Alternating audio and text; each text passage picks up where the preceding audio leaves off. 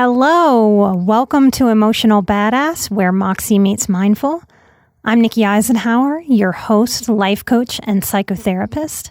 And on today's episode, I'm discussing the law of attraction, evil, spiritual mothers, and Abraham Hicks.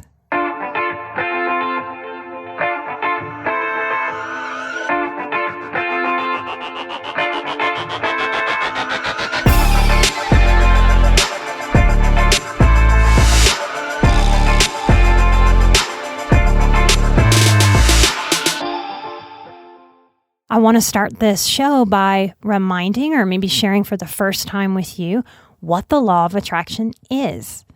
Simply, the law of attraction is this idea that what we put attention and intention into comes back to us.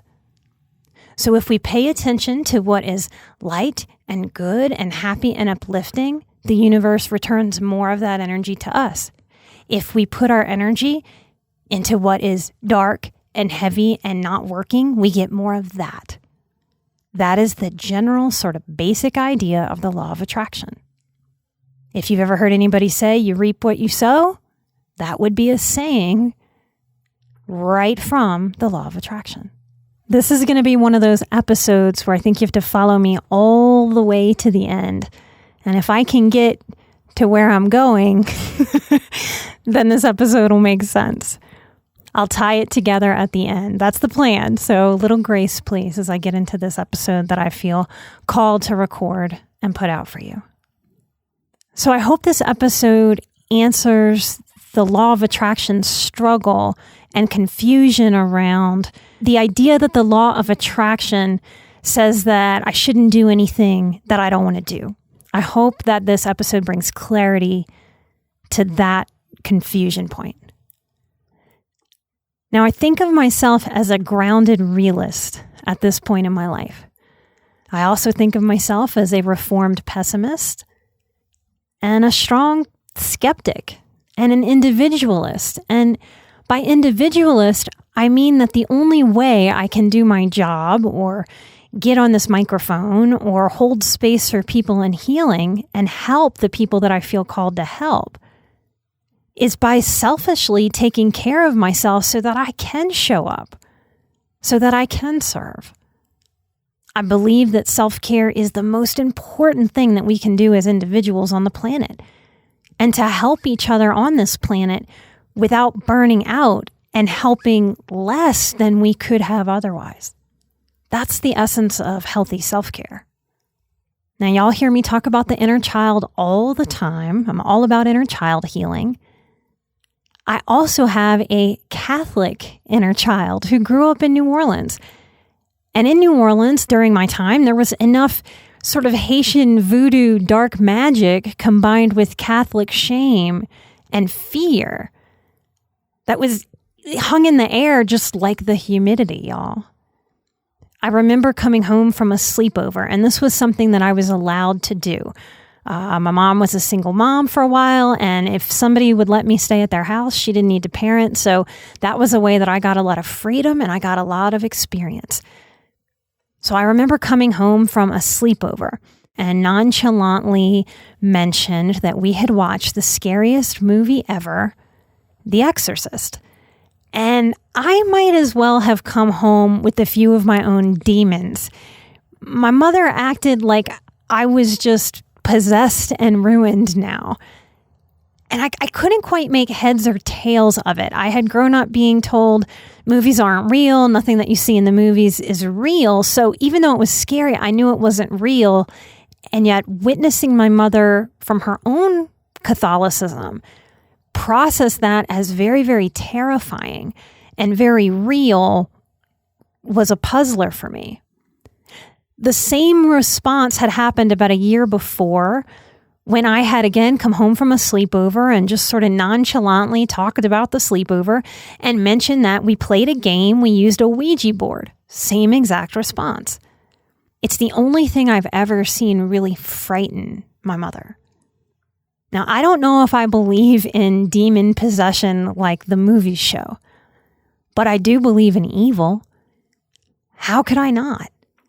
In my own experience, I've felt evil, and I've had dozens and dozens, probably close to 50 cases over the course of my career, helping people heal from things that are unspeakable that humans do to each other, neglect that is unspeakable, that there is no other word for other than evil.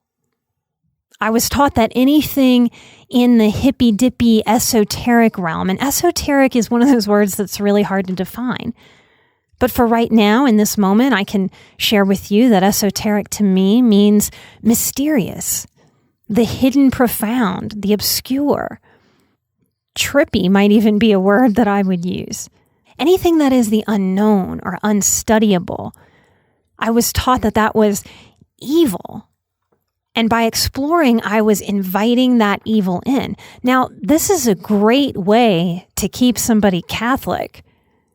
If by exploring other things in spirituality or even other religions is seen as inviting evil into me and into my life. If we buy in and believe that, what could possibly be scarier than that? What a way to shut down a seeker. Acknowledging that I had been taught fear and shame around the interest of anything spiritual that was non-Catholic really helped me say yes to and learn from Abraham Hicks. If I had been taught and believed that evil, this dark force, exists, then I also had to consider that its opposite exists. A benevolent force, a light-filled force. This may be, what I'm talking about in some ways, may be the psychological acknowledgement of our dark sides, of our shadow selves. And in acknowledging the fullness of our experience, of ourselves and of our life, we acknowledge the fullness. And in the fullness, I was able to say yes to learning from Abraham Hicks. I think of her as one of about 5 strong spiritual mothers that the universe has given me. Spiritual mothers that emotionally, mentally, spiritually, I've let into the inner circle of my own process, into my intimate, vulnerable self. I'll get into who Abraham Hicks is if you don't know her, and what she is, and why she's my favorite Oprah interview of all time at the end of the episode. And if I ever get to talk to Oprah, I am going to talk to her about Abraham Hicks. I've been trying to figure out how to share Abraham Hicks with you for a very long time, because part of what I believe as my own calling as a healer myself is that part of what I'm good at is bridging head and heart knowledge for individuals and for the collective. And part of how I do that is by challenging unexamined or typical belief patterns or ideas or ideologies to be able to show people how closed some of our ideas are so that we can open and have a more expansive, more open-minded, open-hearted, peaceful, happier perspective for life. And this is available through a psychosocial spiritual understanding of the law of attraction. So this is what I try to bring you today, right now, in this moment, and always. I offer this story from Abraham Hicks, and if you'd like to hear her tell it, it's one of the recent episodes from her podcast. Now, Abraham sounds female, just to let you know. Abraham is a more masculine associated name, but Abraham has a female voice. And she shares this story of Esther. So Esther gets on a plane and she has all her stuff, and Esther gets situated, right? As we all do on a plane. We put our stuff in the overhead bin. We make sure it's not going to fall out. We make sure as sensitive people that we have all the little things that we want in our laps to fiddle with during a long flight. And we settle in and take that exhale of I've made it all the way through the airport. Here I am in my seat, ready to fly. And right about at that moment, when she's all settled in, here comes this family of 5. And they just surround Esther. And the mother looks at Esther and says, would you mind, so that we can sit together, would you mind going up to the front of the plane? Now, Esther had already decided when she got on the plane, even before she got on the plane, that she did not want to sit in the front of the plane. So she sat there for a minute. And the law of attraction is about getting in alignment. So Esther was getting in alignment with this request, because the healthy choices are to say yes or no. With any question, our choices are yes or no, or maybe, or somewhere in between. And as she sat there processing, she tried to get into alignment, because she doesn't want to do something that is against her alignment. As Abraham sat, her thoughts started to churn to help her get into alignment. Her thoughts sounded like, well, I certainly don't want to separate this family. I don't want to dig in and stay in this spot for a long, awkward flight. That's certainly not the right thing to do, or the thing that I want to feel. So yeah, I can gather my stuff and go up to the front. And right as she's getting to this conclusion, getting light about it, like, oh yeah, this will be light, and this will be easy. And there's a window up there too. I can see over there. So it's kind of like the same spot. Okay, I can do this, and I can do this happily, and I can do this joyfully. As she's coming to that conclusion, the mother gets irritated and says, fine, I'll go to the front of the plane. And Esther says, hold on, hold your horses. I wasn't going to tell you no. I was just getting in alignment with my yes. And Esther happily gathered her things, left the mother to her family, and went and had a delightful flight up at the front of the plane where she hadn't wanted to sit. So if we're going to do a thing and use the law of attraction to help us do that thing or not do that thing, the idea is that if we're going to do it, we better get happy about it. Or don't do it and get happy about that. We get to choose how we feel in this way. And it's work. It's not automatic. And this is the sticking point. Many of you, as highly sensitive people, especially those of you who lean anxious, get all caught up in, wait, but am I supposed to do this? Because I don't want to do it. And just like Esther on that plane, there's lots of things we don't want to do. Just because in the human condition, when we think we're going left and all of a sudden the universe says, hey, how about you go right? We don't jump tracks so easily. Happiness is the work. It is the way. And we can't fake that, but we can get there little bit by little bit.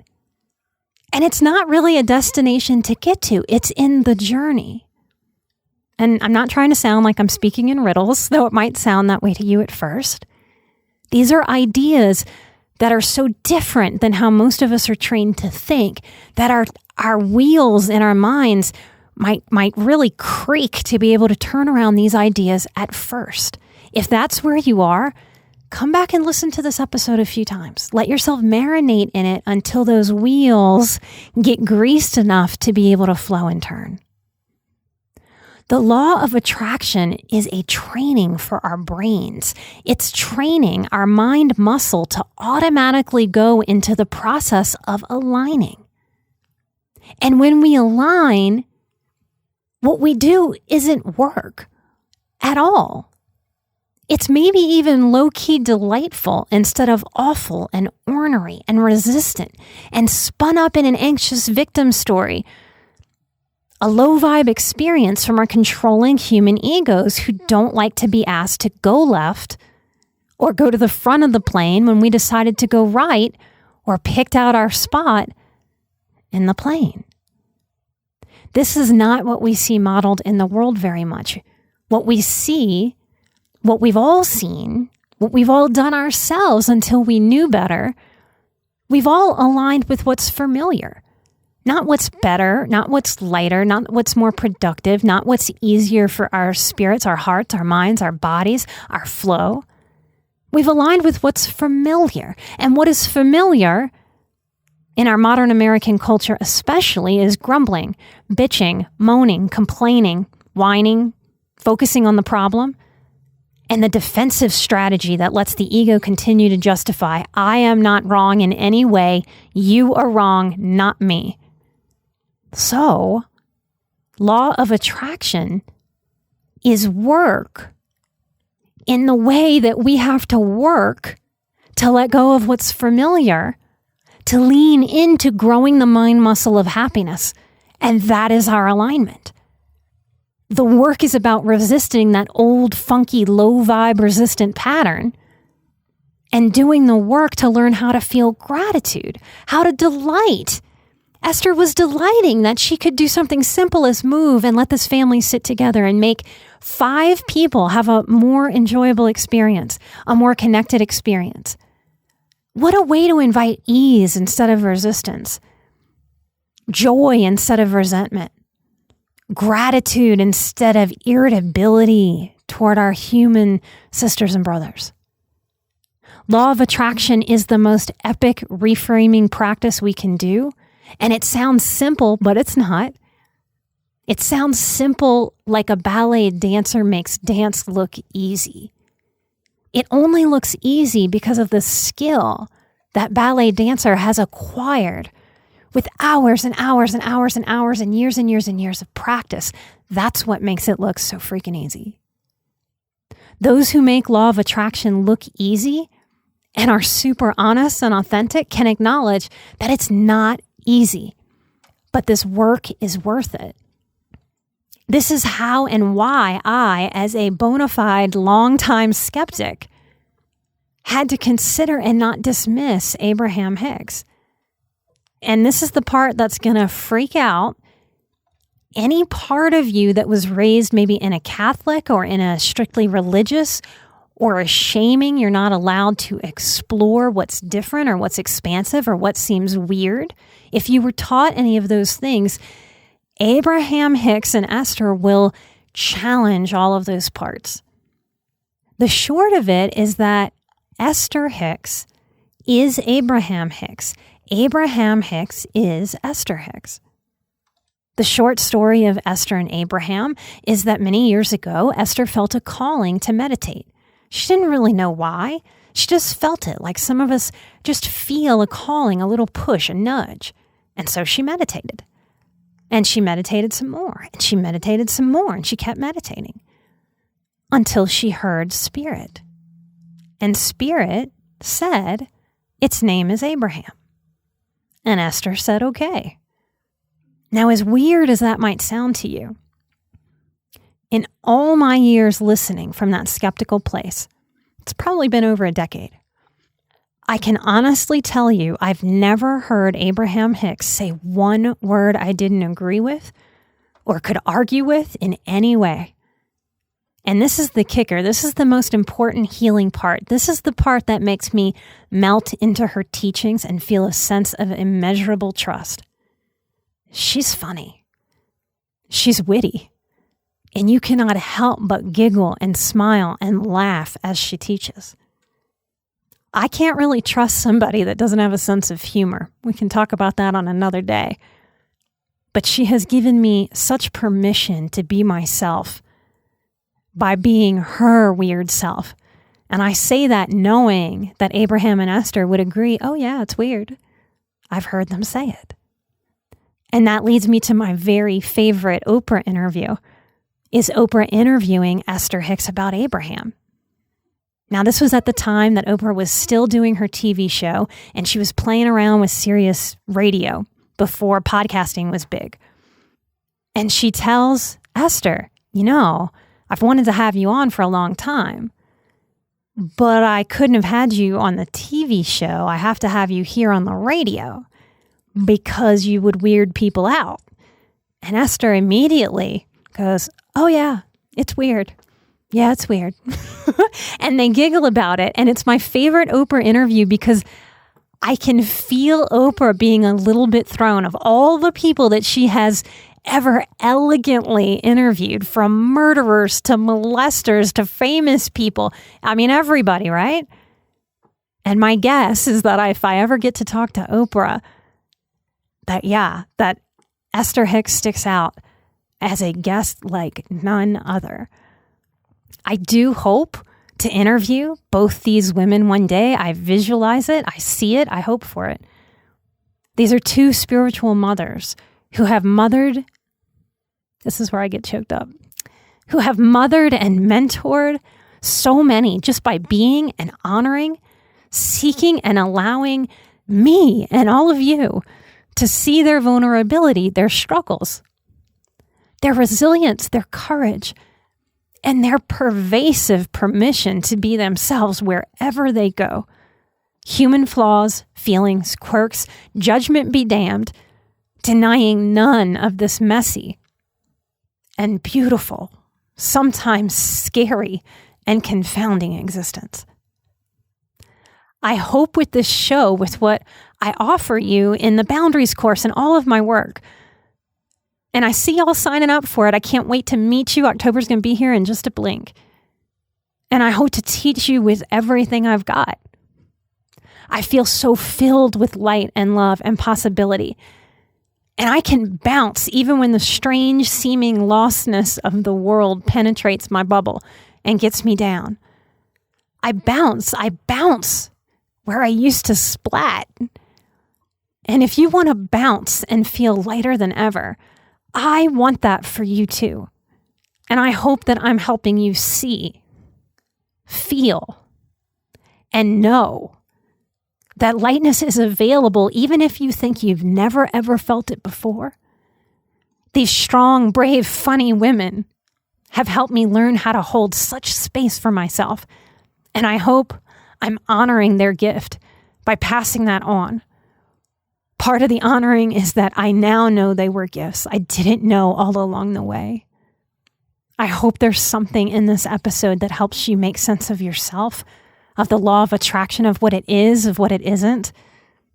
In all seriousness, if you resonate with my work, if you resonate with my words, if you feel when you hear me, that's really all you need to know to take my big course. And if you are a therapist, I know you've heard me mention it for a while now, guys. My work is not as fast as I want it to be at times. That's my own growth edge. But if you're a therapist who wants to be a coach, I am working on that coaching program. One of my mantras is that things don't happen at the speed of my awesome ideas to help ground myself in the time that it takes. There's a Maya Angelou quote, another spiritual mother of mine, that says, good ideas take time. But it's coming. One of my coaching requirements will be successful completion of the Boundaries course.